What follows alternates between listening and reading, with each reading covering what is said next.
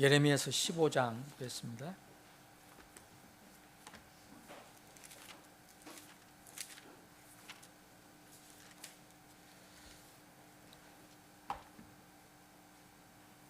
여기 너 혼자 왔어? 네가 스스로 온 거야? 혼자 왔어?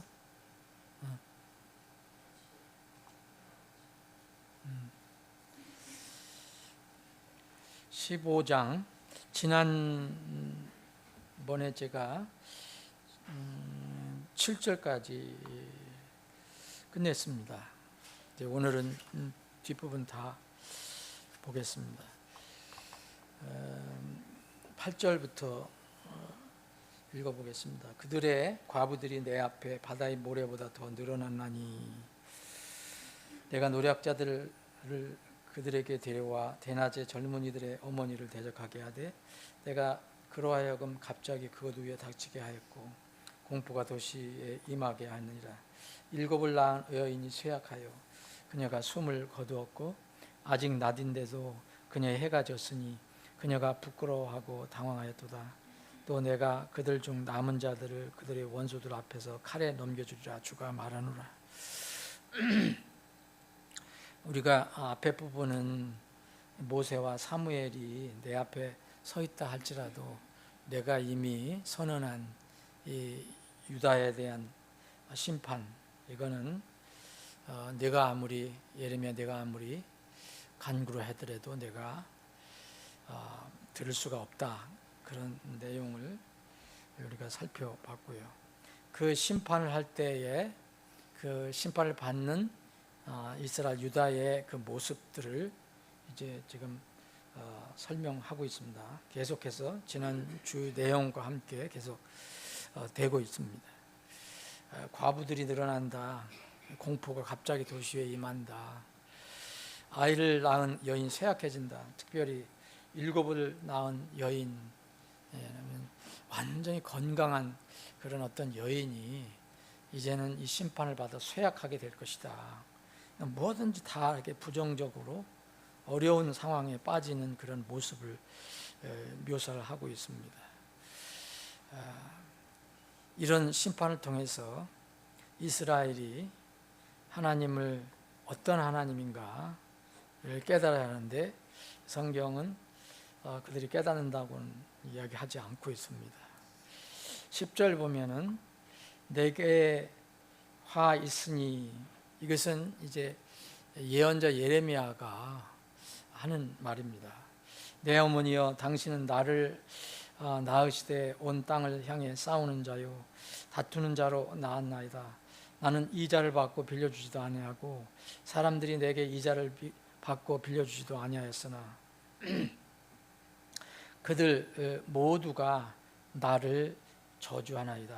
주께서 이르시되 진실로 너의 남은 날들은 잘 되리니, 주님께서 예레미야가 이렇게 말하니까 주님께서 다시 예레미야에게 말씀해 주시는 겁니다. 너의 남은 날들은 잘 되리니 진실로 내가 재앙의 때와 고난의 때에 원수로 하여금 너를 잘 대우하게 하리라. 쇠가 북쪽의 쇠와 강철을 부수겠느냐? 네 모든 죄들로 인하여 심지어 내가 네 온 지경에 있는 네 재물과 보물들을 값없이 노량물로 내주리라. 또 내가 너를 네 원수들과 함께 내가 알지 못하는 땅에 들어가게 하리니 이는 내 분노 속에서 불이 붙어 너희를 태울 것이기 때문이라 하시니라. 예레미야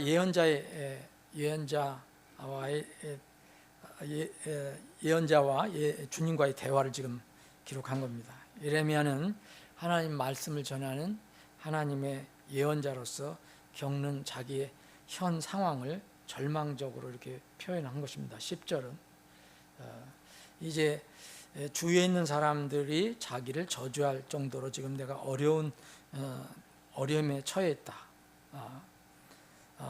주를 위해서 이 복음을 전하고 말씀을 전하는데 사람들은 그것을 듣지를 않고 오히려 나를 공격하고 나를 저주한다. 그런 말입니다. 여기 15절에 봐도 이제 주를 위하여 내가 책망받는 줄을 아시옵소서 이렇게 하나님께 호소합니다.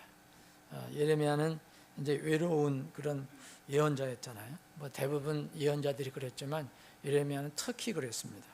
그래서 많이 울고 힘들어했던 그런 그 예언자인데, 이런 말씀을 전하는 사람으로서, 하나님의 심부름하는 사람으로서 겪는 그런 아픔이 있었습니다. 그러나 11절에 보면, 그러나 네가 이 고난을 이제 완전히 면제받을 수 없고 이 유다가 이 심판을 면할 수는 없지만 겪는 고난 가운데서도 남은 날들이 너에게는 잘 될 것이다 라고 한 줄기 희망적인 말씀을 해 주셨습니다. 너의 남은 날들은 잘 되리니 그랬습니다. 재앙과 고난을 면제받을 수 없지만 이런 어려움 속에서도 하나님이 손길이 있어서 우리 원수들이 그를 그렇게 대우할 것이다 라고 주께서 말씀하십니다. 그럼에도 불구하고 유다에 대한 하나님이 작정한 이 공의의 심판은 진행됩니다. 예레미야는 선하고 신실한 하나님의 종이었지만 그가 유대 백성에 속해 있었기 때문에 그 심판의 과정을 전혀 완전히 면할 수는 없었던 겁니다. 여기 12절에 보면 쇠가 북쪽의 쇠와 강철을 부수겠느냐 그랬습니다. 쇠와 쇠가 나오는데 여기서 앞에 있는 쇠는 이 사람의 쇠고 뒤에 있는 북쪽의 쇠와 강철은 하나님께서 쓰시는 쇠와 강철입니다. 아무리 무엇을 준비해도 하나님께서 쓰시는 심판의 도구는 이길 수 없다는 거죠. 북쪽의 쇠와 강철은 하나님께서 이스라엘을 심판의 도구로 사용하신 바벨론을 말합니다. 징벌 도구로 하나님께서 사용하신 바벨론을 향해서, 바벨론을 대항해서 바벨론을 무찌르고 이 유다가 그대로 살아있는 경우는 불가능합니다. 그래서 이 바벨론을 북쪽의 쇠와 강철을 이길 나라와 민족은 전혀 없습니다. 같은 쇠라도 사람이 사용하는 어떤 쇠도 하나님께서 사용하는 쇠는 이길 수 없습니다. 15절부터 오 주여 주께서 아시오니 나를 기억하고 돌아보사, 이제 여기서 더 간절하게 예레미야는 하나님께 긍휼을 구하는 기도를 합니다. 오 주여 주께서 아시오니 나를 기억하고 돌아보사 나를 핍박하는 자들에게 나를 위해 복수하시고 주의 오래 참으시는 가운데 나를 버리지 마옵소서. 주를 위하여 내가 책망받는 줄을 아시옵소서. 주의 말씀들이 발견되어 내가 그것들을 먹었으면 주의 말씀이 내게 마음의 기쁨과 즐거움이 되었사오니 오 주 만군의 하나님이여 이는 내가 주의 이름으로 불리기 때문이니이다. 내가 조롱하는 자들의 모임 가운데 앉지 아니하였고 그들을 기뻐하지도 아니하였습니다.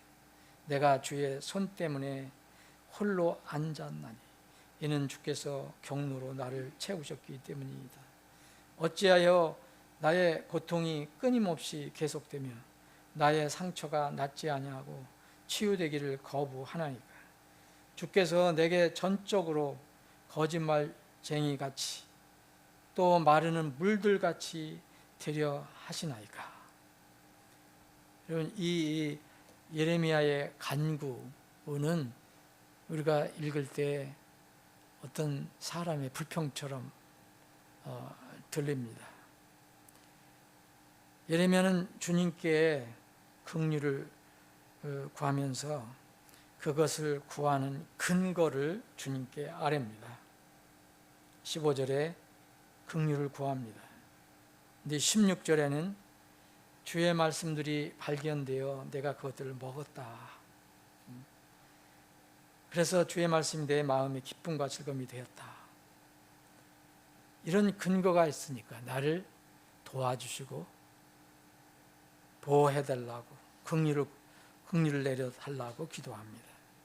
하나님의 말씀을 먹었다는 것은 직접 성경을 찢어서 먹었다는 뜻이 아니라는 걸 잘 아실 겁니다. 하나님께서 주신 말씀을 내가 듣고 받아들여서 마음에 간직했다는 의미입니다. 양식이 되었다는, 영적인 양식이 되었다는 것을 말합니다. 비록 예레미야의 중보기도는 예레미야가 원하는 대로 주께서 다 들어주지 않고 심판을 집행하시겠다고 하셨지만, 하나님의 거룩하신 뜻, 완전하신 뜻, 그것을 알고 그 말씀으로 인해서 마음의 기쁨과 즐거움이 되었다고 고백한 것입니다. 예레미야는 자기 자신이 주의 이름으로 불리기 때문에 하나님의 말씀으로 인해 마음에 기쁨이 있다고 고백한 겁니다. 주의 이름으로 불린다고 고백했습니다. 그럼에도 예레미야는 이 하나님의 이름으로 불리기 때문에 또 어려움은 뭐냐 하면 하나님의 말씀을 조롱하는 자들이 있었다, 주위에. 그런데 그 모임에 자기는 참여하지 않았다. 그 하나님의 말씀을 조롱하는 자들의 모임 가운데 참여하지도 않았고 그것을 기뻐하지도 않았다. 이렇게 주의 손 때문에, 주의 손 때문이라고 표현했습니다.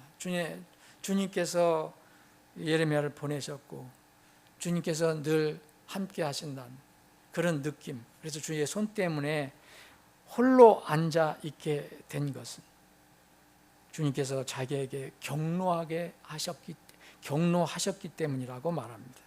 내가 이렇게 홀로 힘들게 고통받고 있는 것은 주님이 나에게 경노하셨기 때문이라고 얘기합니다. 이것은 자기에게 경노했다는 것보다도 자기가 속해 있는 유다 백성에게 이렇게 경노하셨기 때문에 내가 이런 어려움을 겪고 있습니다라고 말하는 것입니다. 예레미야는 자기 개인의 어려운 처지를 여기서 말하는 것이 아닙니다. 그를 유다 민족의 예언자로 쓰시는 하나님께 유다 민족을 위해서 호소하는 것입니다. 그는 자기 곧 유다의 고통과 상처가 계속되지 않는 그 상태를 보고, 낫지 않는 상태를 보고, 유다에게 회복을 약속하신 주님이 어떻게 된 거냐? 이분이 거짓말하시는 분인가? 아니, 이분은 물이 넘치는 생수가 넘친다고 하셨는데 넘치는 생수가 아니라 말라가는 물인가? 이런 분인가?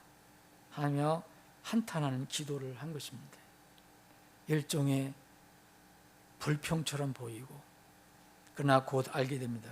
이것은 이 인간으로서 가지고 있는 극한 상황에 처했을 때 여전히 예레미야도 인간이었기 때문에 인간이 가지고 있는 한계, 그래서 그 시점에서는 하나님을 의심하는 듯한 그런 말을 토해내고 맙니다. 하나님이 거짓말쟁이 같다. 또 마르는 물들 같다. 왜 그렇게 하시렵니까? 우리 유다 백성에게 그렇게 약속하시지 않으셨습니까? 처음에 아브라함 후손에게 이렇게 약속하신 것을 말하는 거죠. 그러나 지금 이 시간에 예레미야는 하나님께서 계속 반복해서 말씀해 주신 심판의 이유, 이것은 제쳐놓고 있는 겁니다. 민족을 바라보고 너무 불쌍하고 안타까우니까 그렇게 이 하나님께 호소하고 있는 겁니다. 그런데 하나님께서는 어떻게 말씀하시느냐 하면 이렇게 말씀하십니다. 그러므로 주가 이같이 말하노라. 만일 네가 되돌아오면 내가 너를 다시 데려오리니 네가 내 앞에 서리로다. 또 만일 내가 천한 것으로부터 귀한 것을 취하면 네가 내 입같이 되리라. 그들이 내게 돌아오게 하되 너는 그들에게 돌아가지 말지니라. 내가 너를 이 백성에 대하여 방비된 노성벽이 되게 하리니 그들이 너를 대적하여 싸울지라도 너를 이기지 못하리라. 이는 내가 너와 함께하여 너를 구원하고 너를 건질 것이기 때문이라 주가 말하노라. 또 내가 너를 사악한 자의 손에서 건져내고 또 내가 너를 무서운 자의 손에서 구속하리라. 주님은 이제 너를 잘 되게 하겠다. 그리고 이스라엘 백성에게도 소망적인 이야도, 심판 가운데서 소망적인 이야를 주셨습니다. 주님은 그렇게 이루어 주실 텐데 그 이루어지기 전에 두 가지가 선행되어야 한다고 말씀하십니다. 첫 번째는 만일 네가 되돌아오면입니다. 만일 네가 되돌아오면 내가 너를 다시 데려오리니 네가 내 앞에 서리로다.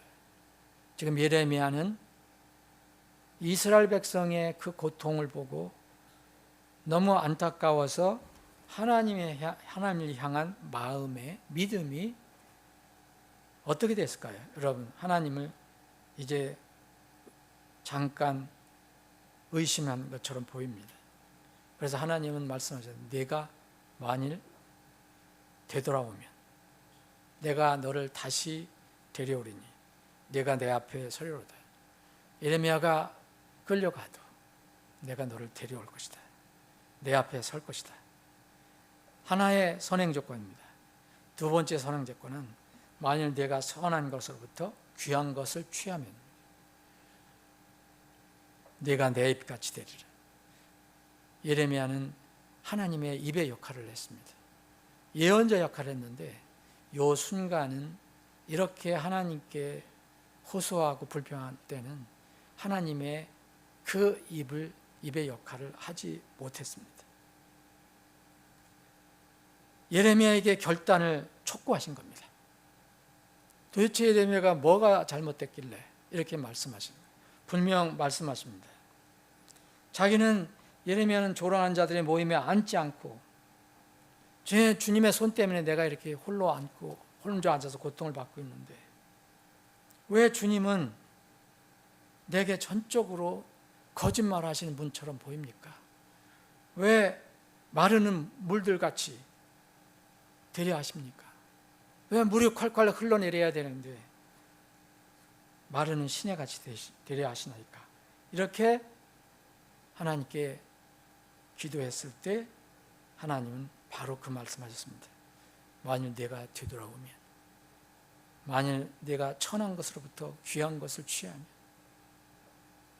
예레미야는 항상 하나님 앞에 있었습니다.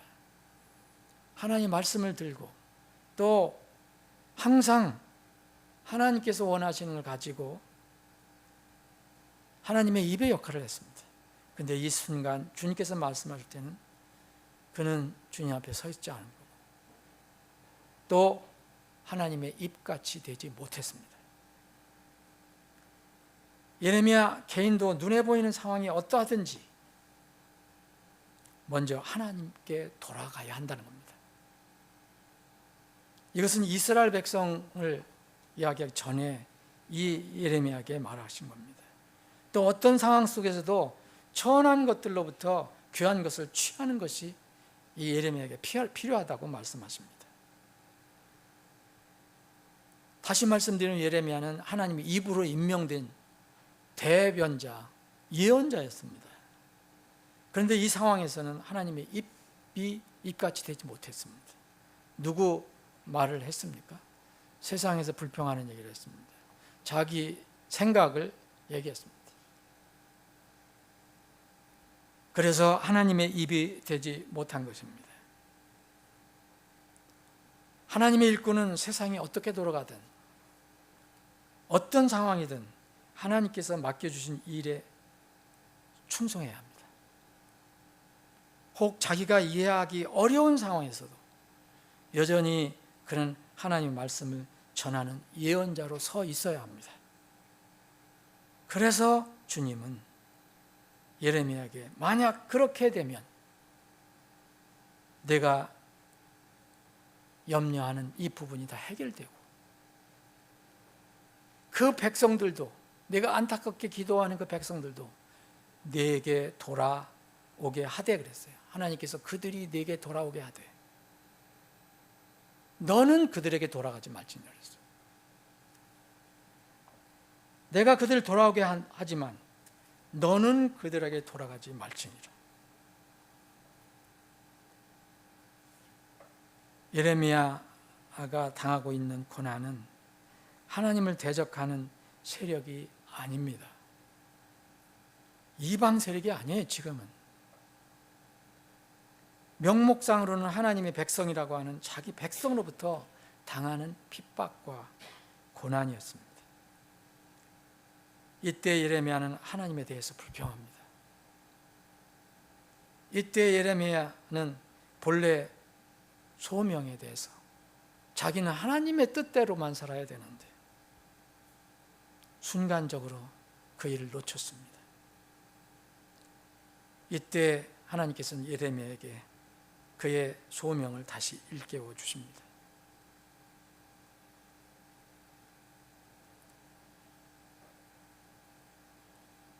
주님께서 부활하신 뒤에 소아시아 7개를 특별히 지칭하셨습니다. 많은 교회들이 있었는데 7개를 지칭하시면서 그 교회 곳곳에 여러 가지 어려움이 있고 하나님을 떠난 그런 내용들이 있다는 것을 알려주셨습니다. 거기에 보면 자칭 유대인, 자칭 사도 이런 사람들이 있었고, 발람의 교리를 따른 사람, 니골라당의 교리를 붙잡는 사람들, 자칭 예언자라고 하는 사람들, 이런 사람들이 교회에 있고 어려움이 있다고 말씀하셨습니다. 돌아서라고 얘기했습니다. 회개하라고. 순간적으로 예레미야 같은 훌륭한 이 예언자도 순간적으로는 이렇게 주님의 뜻과 대조가 되는 반대의 생각을 할 때가 있습니다. 그래서 어떤 경우든지 하나님은 실수하시는 분이 아니고 실패하시는 분도 아니고 잘못하시는 분도 아니고 항상 옳고 항상 거룩하고 항상 완전하신 분이기 때문에 우리 생각과 뜻이 거기에 그것을 이해하지 못하더라도 우리는 그 뜻을 따라가야 합니다. 사실 그런 뜻을 이해하지 못하는 경우는 그렇게 흔하지 않습니다. 우리는 충분히 이해를 하면서도 우리 육이 따라하지 못하는 것이 대부분입니다. 예레미야와 같은 케이스는 드물다고 저는 생각합니다.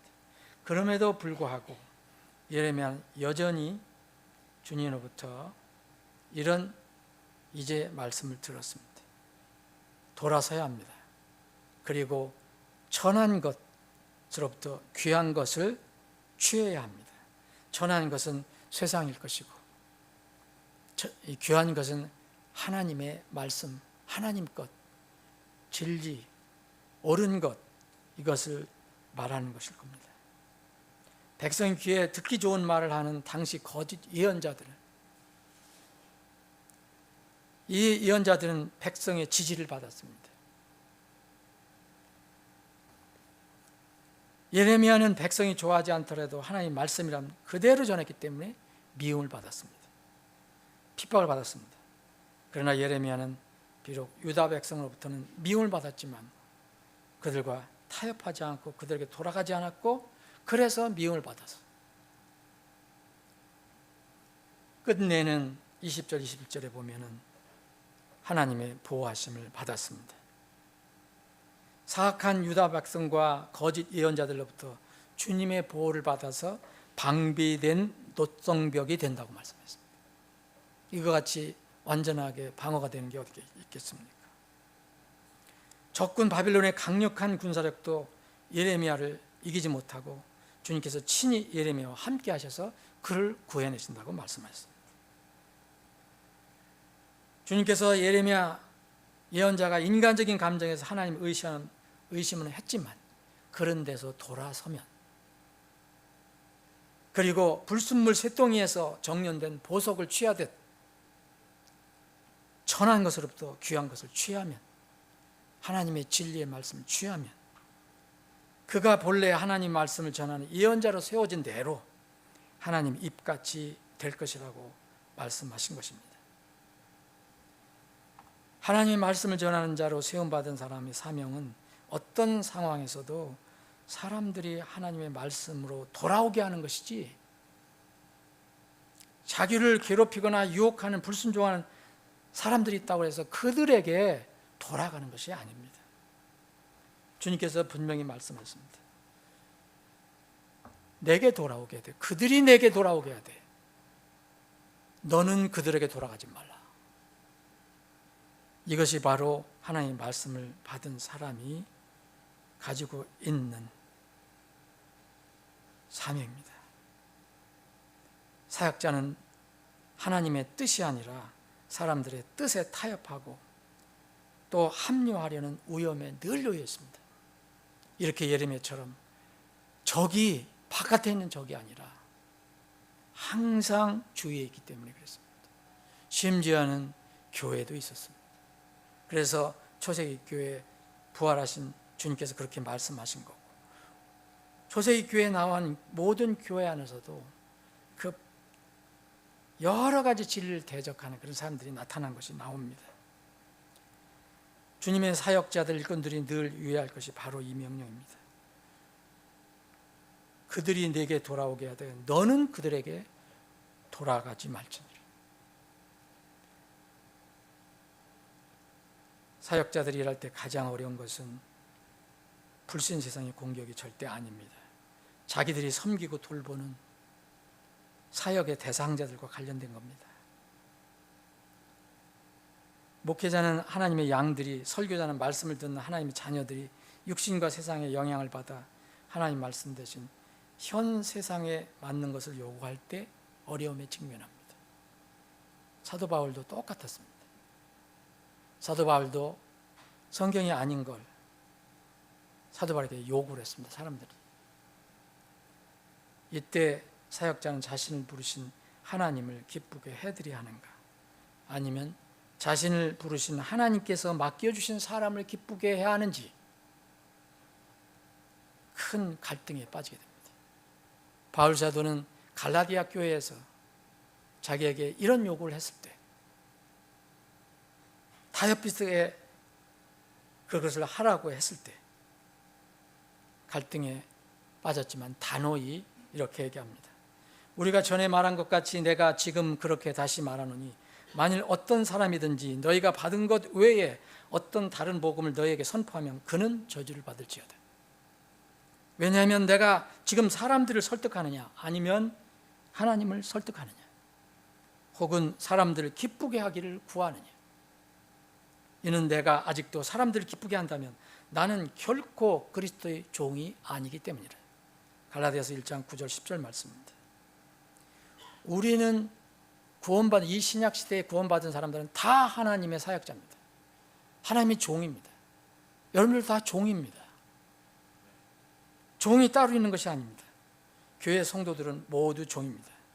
종은 세상 사람들을 기쁘게 할 것인가, 그들의 요구하는 것을 기쁘게 할 것인가. 물론 그들이 우리의 구원 대상이고 사랑의 대상이지만 하나님을 우리가 기쁘게 해드릴 것인가, 우리가 세상 사람들을 설득할 것인가, 아니면 그것을 가지고 하나님을 설득해서 사람들의 수준으로 내릴 것인가. 이것이 항상 우리에게 주어진 큰 임무입니다. 우리 교회, 우리 성도들은, 여러분 성도들은 어떤 경우도 그들에게 돌아가지 말아야 합니다. 세상 것으로 돌아가지 말아야 합니다. 항상 우리를 불러주시고 구원해 주신 그분 앞에 있어야 합니다. 이런 복이 여러분들과 우리 교회에 있기를 바랍니다. 아버지 하나님,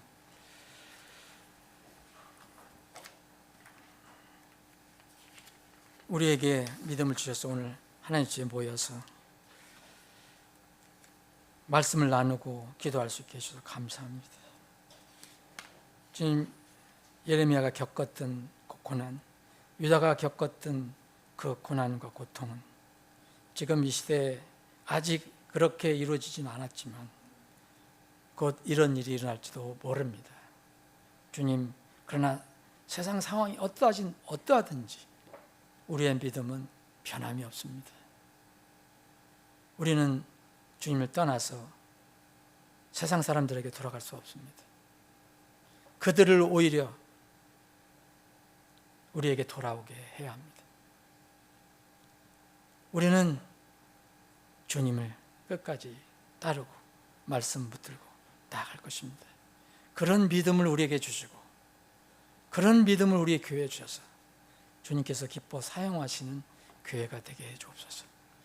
우리 사랑하는 지체들의 기도 제목을 들어주시고 하나님의 완전하신 뜻과 계획 가운데서 이루어 주시옵소서. 우리의 기도를 들어주시는 우리 주 예수 그리스도의 이름으로 기도합니다.